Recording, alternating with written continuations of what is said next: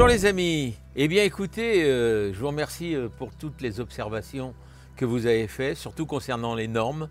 Je me suis aperçu que j'avais abordé le sujet des normes européennes et des contradictions qu'elles retiennent et qu'elles contiennent, et surtout des contrariétés qu'elles veulent nous imposer au domaine qui m'intéresse, la nature, l'environnement et l'agriculture. On a fait un peu le tour de quelques normes, il y en a encore tellement d'autres, et vous avez été gentils parce que vous m'en avez communiqué d'autres. Donc je reviendrai un peu là-dessus, mais là je voudrais vous parler d'un sujet qui est vraiment brûlant, qui est d'actualité, qui découle également des normes et qui risque de les rendre encore plus dures. Vous allez écouter, vous allez entendre, on va en parler tous les jours. Le Mercosur. Ça vous dit quelque chose, le Mercosur ? Eh bien, c'est un projet qui risque d'être signé dans les tout prochains jours par les principaux pays européens et qui concerne le libre-échange entre les pays d'Amérique du Sud, enfin un certain nombre de pays, qui sont l'Argentine, le Brésil, le Paraguay, l'Uruguay. Ces pays font un espace comme on a fait l'espace européen. C'est intéressant sur un certain plan parce que nous, l'Europe, c'est à peu près 450 millions de consommateurs. Là, on passe à 770 millions de consommateurs. Donc, ça en fait l'espace de consommation le plus important du monde, enfin, compte tenu du pouvoir d'achat, etc. Donc oui, tout ça est bien sur le papier. Il y a des divergences qui sont très prononcées. Pourquoi ? Parce que l'Allemagne et l'Espagne sont tout à fait d'accord, prêts à le signer tout de suite. Mais la France, pas du tout. Pourquoi ? Parce que nous, notre agriculture est quand même au top, on l'a dit. On a vu qu'on a une agriculture de pointe qui observe les normes européennes, mais qui en plus observe des normes françaises qui renforcent celles-ci et qui augmentent nos coûts. Tout ça, on l'a déjà vu. Mais ce qu'on n'a pas vu, c'est que ça risque de perturber fortement et les agriculteurs n'en veulent pas. Pourquoi ? Parce qu'on va réduire les frais de douane. Aujourd'hui, les frais de douane sont en gros à 27%. Vous voyez, entre les pays d'Amérique du Sud et l'Europe.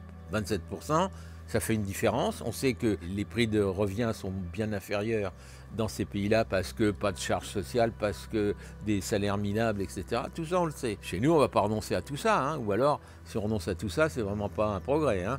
On veut conserver ce qu'on a mis beaucoup de temps à acquérir, mais on ne veut pas s'aligner et renoncer aux droits de douane. Alors les droits de douane, évidemment, ils passent de 27% à 10%. Ça veut dire que tous les producteurs de l'industrie, l'automobile en tête, les Allemands en tête, ils se disent, si la taxe est baissée d'autant, on va renforcer nos ventes. Notre agriculture étant ce qu'elle est, ça ne nous pénalise pas trop. Nous, on a un monde agricole qui est puissant, qui est fragile, qui est méritant, et on ne veut pas, ils ne veulent pas, et ils ont raison, à mon sens, de ne pas vouloir accepter ces choses-là. Il semblerait que nos politiques n'en veulent pas d'ailleurs, hein. C'est quand même incroyable, parce qu'on vous dit que si on veut modifier quelque chose sur les normes, il faut la majorité des 27 pays européens. Un seul dit non, ça ne se fait pas. Mais là, comme par hasard, on n'est plus à l'unanimité, mais à la majorité. Il faut au moins qu'on ait au moins 4 pays qui nous rejoignent. On compte beaucoup sur la Pologne, qui est un peu d'accord avec nous. On compte aussi sur l'Autriche, les Pays-Bas, mais qui le disent, qui disent oui, qui disent non, qui ne prennent pas une position ferme. Alors aujourd'hui, on ne sait pas. On ne sait pas, on ne sait même pas comment vont évoluer les choses. Est-ce que la France sera suffisamment forte, seule ou à quelques-uns, pour s'opposer à ça, ou en tout cas l'aménager ? On est d'accord pour aller vendre avec une taxe réduite, mais pas l'agricole. L'agricole est prisonnière de normes de prix de revient qui font qu'on va au suicide direct.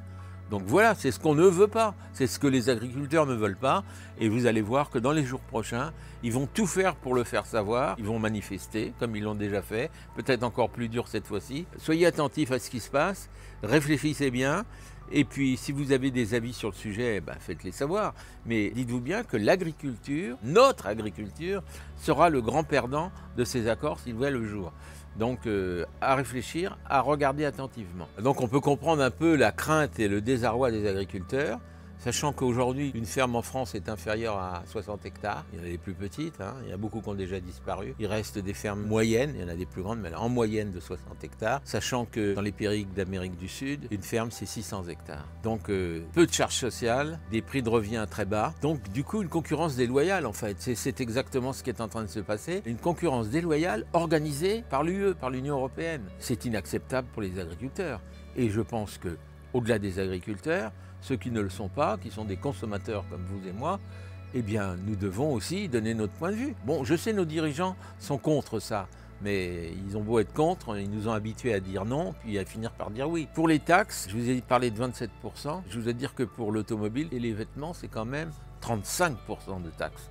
qui disparaissent. Donc du coup, vous voyez, on se trouve vraiment piégé dans cet accord. Faut-il le signer?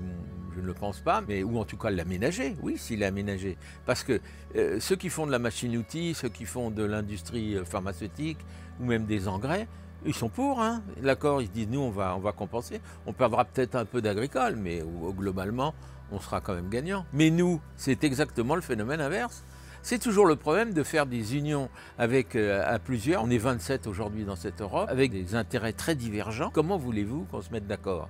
Soit on aménage, soit on refuse. Ça, c'est mon point de vue. Je vous donne beaucoup de chiffres, mais on est obligé, dès lors qu'on parle d'un sujet comme ça. Aujourd'hui, si le Mercosur était voté, accepté, ça veut dire qu'il pourrait rentrer dans la communauté européenne 99 000 tonnes de bœuf. Vous imaginez les producteurs qui arrivent tout juste à s'en sortir, mais c'est une catastrophe. Donc on ne peut pas accepter ça, c'est impossible. Ils ne l'accepteront pas d'ailleurs, je vous le dis. Ils ont déjà démontré leur savoir-faire quand ils sont mécontents. Et à mon avis, c'est reparti pour un tour. Alors là, rien n'est voté. On peut encore espérer, mais je pense qu'ils ne veulent pas attendre qu'il soit trop tard. D'autant que des promesses leur ont été faites, on se souvient, toujours pas suivi des faits. Donc voilà, ça, c'est des méthodes qui finissent par révolter tout le monde, y compris, je vous l'ai dit, les non-agriculteurs. Donc un État qui ne respecte pas sa parole, c'est compliqué. Je crois qu'ils ont déterminé à défendre le point de vue.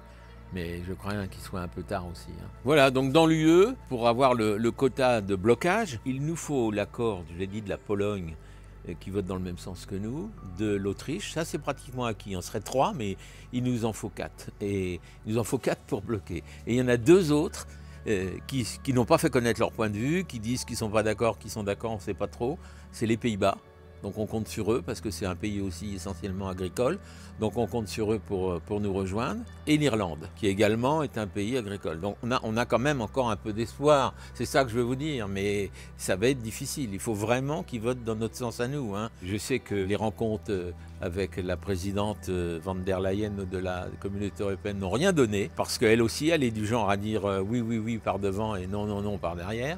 Donc on ne peut pas travailler, on ne peut pas avancer comme ça. Ça, le risque, c'est de foutre en l'air la communauté européenne. Alors ça sera peut-être, certains vous diront ce sera un bien, parce que comme ça, on n'en parlera plus. Voilà pourquoi c'est un marché de dupes, parce que tous les producteurs d'Amérique latine qui pourraient venir vendre chez nous ne seraient pas soumis aux normes européennes. Ces fameuses normes qui nous pénalisent tant dans l'agriculture, eh bien eux en seraient exempts.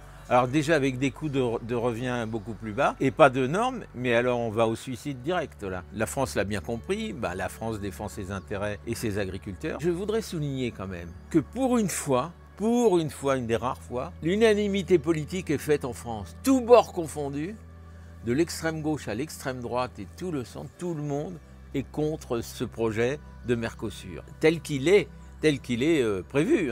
Donc bien sûr qu'on veut faire du commerce avec tout le monde et qu'on veut vendre aux autres, mais avec des règles du jeu qui ne soient pas de la concurrence déloyale, parce que là c'est le cas, on est complètement dans la concurrence déloyale.